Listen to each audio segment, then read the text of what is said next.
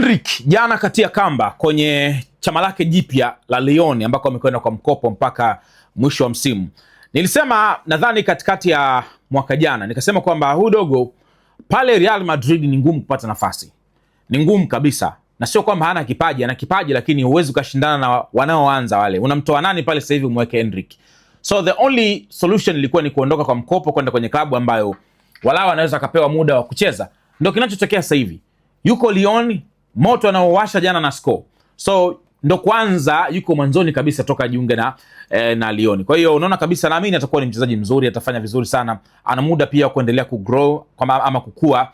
Walau kufika katika level ambazo hata kama anarudi tena Real Madrid aweze kupambania namba na aipate. Kwa sababu ni mdogo bado anakuwa, unaelewa vizuri.